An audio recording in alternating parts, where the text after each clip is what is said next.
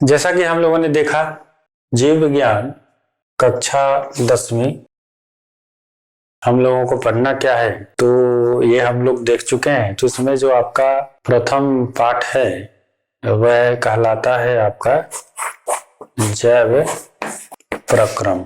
ठीक है, तो जैव प्रक्रम क्या है? जैव प्रक्रम को समझने से पहले थोड़ा सा हम लोग चलते हैं कि जो यहाँ जैव लिखा हुआ है ये जैव क्या है। तो जो जैव शब्द है इसका उपयोग हम लोग करते हैं कि इस धरती पे जो कुछ भी है, ठीक है, इस धरती पे जो कुछ भी है उन सभी चीजों में क्या है, दो तरीके के चीजें हैं।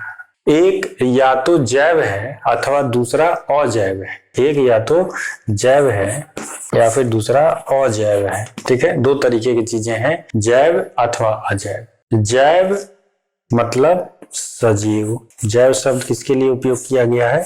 सजीव के लिए। तथा अजैव शब्द जो उपयोग किया गया है वो निर्जीव के लिए। तो जो जैव क्या है, जितने भी सजीव चीजें या वस्तुएं हैं उसे जैव या सजीव कहा गया, तथा अजैव जो है वो निर्जीव के लिए उपयोग में लाया जाता है। फिर से हम बात करेंगे तो सजीव क्या है? जैव मतलब तो सजीव है, तो सजीव क्या है? अजैव मतलब निर्जीव है, तो निर्जीव क्या है? बेसिक प्रश्न है, बचपन से हम लोग पढ़ते आ रहे हैं सजीव क्या है।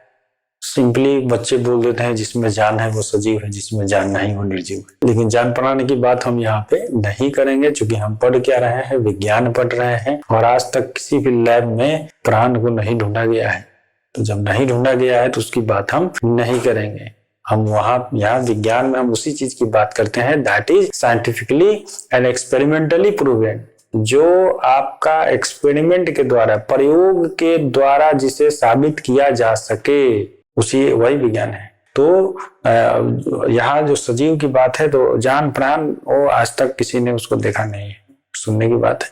तो सजीव क्या है और निर्जीव क्या है? तो सजीव के लिए बताए गए हैं कि सजीव में ऐसा कोई भी चीज या वस्तु जिसमें कुछ लक्षण बताए गए हैं, अगर वह लक्षण मौजूद हैं तो हम उसको सजीव कहेंगे। चौक भी है तो हम इसको सजीव बोलेंगे। कब? जब उन लक्षणों को यह धारण करता होगा तब। तो सजीव होने के लक्षण क्या बताए गए हैं? तो सजीव होने के लक्षण बताए गए हैं कि जो भी सजीव होगा वह चीज या वस्तु निश्चित रूप से वह कोशिका का बना हुआ होगा। कोशिका हम लोग क्लास 9th में पढ़ चुके हैं। कोशिका क्या होती है? तो जो भी सजीव होते हैं उनकी संरचनात्मक तथा क्रियात्मक इकाई कोशिका कहलाती है। तो सजीव जो होते हैं वह कोशिका के बने हुए होते हैं, और वह कोशिका जीवित होती है यदि उसमें जीव द्रव्य पाया जाता है। ठीक है, तो वो कहलाते हैं आपके सजीव होने का एक पहला प्रमाण मिलता है। दूसरा प्रमाण क्या है? सजीवों को भोजन की आवश्यकता होती है, निर्जीवों को नहीं होती है।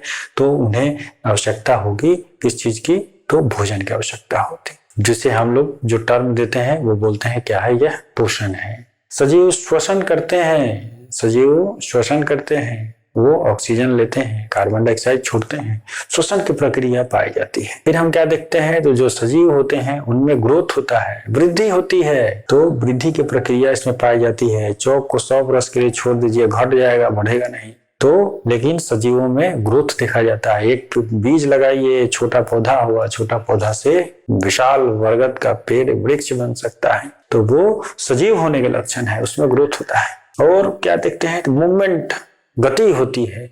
सजीवों में गति पाई जाती है, सजीवों में प्रजनन पाए जाते हैं, सजीवों का अंत में मृत्यु को प्राप्त होते हैं। लेकिन निर्जीव का आपने कभी सुना है कि कोई निर्जीव चीज है और उसकी मृत्यु हो गई? उसकी मृत्यु नहीं होती है। मशीन भी है तो इंजन सीज करता है, फिर बना दीजिए, फिर चलने लगेगी, तो उसकी मृत्यु नहीं होती है। तो सजीव की मृत्यु होती है। तो ये सब कुछ जो लक्षण है, उन लक्षणों के आधार पे हम लोग जैव, अजैव या सजीव और निर्जीव में फर्क करते हैं। ठीक है, तो इतना तो हम लोगों को पता है, केवल परिचय के लिए था। लेकिन इसमें जरा सा इंपॉर्टेंट क्या आ जाता है? तो अब इसमें आ गया आपका जैव प्रक्रम। इसमें आ गया प्रक्रम शब्द आ गया कि जो जीव है वह जीव अपने जीवन को बनाए कैसे रखता है। ठीक है, अपने जीवन को बनाए कैसे रखता है।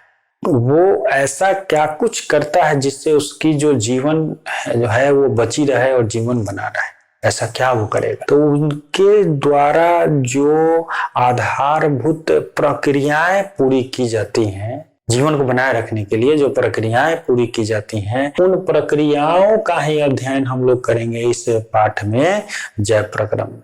उन प्रक्रियाओं को ही हम लोग इसमें अध्ययन करते हैं जैव प्रक्रम में, कि जीव अपने जीवन को बनाए रखने में सफल या सक्षम किस प्रकार से होते हैं, वो कैसे अपने जीवन को बनाए रखते हैं। अगर इंजन है तो वो तो हमें पता है, उसमें डीजल पेट्रोल कुछ भी आप केरोसिन डालते हैं तो चल रहा है, लेकिन जीव अपने आप को बचाए रखने के लिए, बनाए रखने के लिए, जीवन की प्रक्रिया को जारी रखने के लिए वो क्या कुछ करते हैं, वही हम लोग पढ़ते हैं इसमें जैव प्रक्रम में। तो सबसे पहले हम लोग इसको लिख लेते हैं कि जैव प्रक्रम की परिभाषा क्या होगी, उसके बाद इसके बारे में हम लोग आगे बढ़ेंगे। जैव प्रक्रम को लिखते हैं। तो देखते हैं जैव प्रक्रम है क्या। तो जीवन को बनाए रखने हेतु जीवों द्वारा अनुरक्षण तथा मरम्मत की प्रक्रिया संपादित की जाती है, जिसे जैव प्रक्रम कहते हैं। तो जीवन को बनाए रखने के लिए जीव अलग अलग तरीके की प्रक्रियाओं को पूरा करते हैं और उन्हीं सभी प्रक्रियाओं को हम लोग मिला जुला करके एक साथ में जैव प्रक्रम की संज्ञा देते हैं। वही हम लोगों ने पढ़ना है कि जीवन को बनाए रखने के लिए जो अनुरक्षण तथा मरम्मत की प्रक्रिया है वो क्या है, किस तरीके से मरम्मत की प्रक्रिया को अपने जीव अपने शरीर में मेंटेनेंस करते हैं और उनका किस तरीके से अनुरक्षण करते हैं, किस तरीके से उन्हें संपादित करते हैं उन सभी प्रक्रियाओं को, ये सब कुछ हम लोगों ने जैव प्रक्रम में पढ़ना है। तो वही ओवरऑल आपका जैव प्रक्रम कहलाता है। तो मरम्मत की आवश्यकता या टूट फूट होती है, अनुरक्षण वगैरह जो होते रहते हैं, तो उन टूट फूट की तथा मरम्मत की, तो दरअसल में जीवन का यही तरीका ही है जिसमें टूट फूट भी होंगे और उनका मरम्मत भी होगा, मेंटेनेंस भी होगा, यही जॉब पूरे किए जाते हैं और इसी से जीवन चलता है। जैसे हम भोजन करते हैं, उनका पाचन होता है, यहाँ पर कुछ टूटता है तो छोटे छोटे मॉलिक्यूल्स बनते हैं, फिर उनका अवशोषण होता है, फिर वो कोशिकाओं में जाते हैं, फिर वहां पे फिर उनको तोड़ा जाता है, फिर वहां बनता क्या है, तो वहां भोजन जब टूटेगा तो वहां बनती है ऊर्जा, फिर पुनः उस ऊर्जा का उपयोग किया जाता है। तो टूटने और बनने की प्रक्रिया तो होते रहती है, ठीक है, ये प्रक्रिया लगातार चलते रहती है और उसी प्रक्रियाओं को हम लोगों ने इस जैव प्रक्रम पाठ में पढ़ना है। तो ये हमारी परिभाषा हो जाती है जो कि जैव प्रक्रम कहलाता है।